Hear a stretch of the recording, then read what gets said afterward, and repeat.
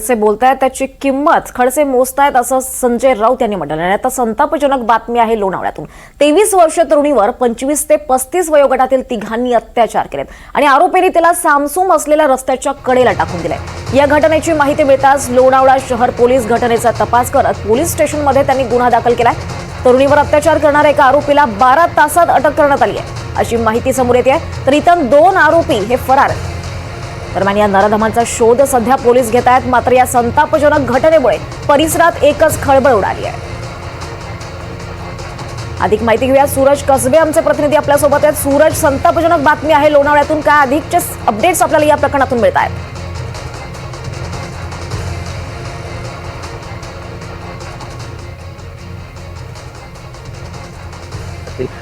तुंगारली गावामध्ये 25 जुलै रोजी रात्री उशिरा ही घटना घडल्याची माहिती मिळते।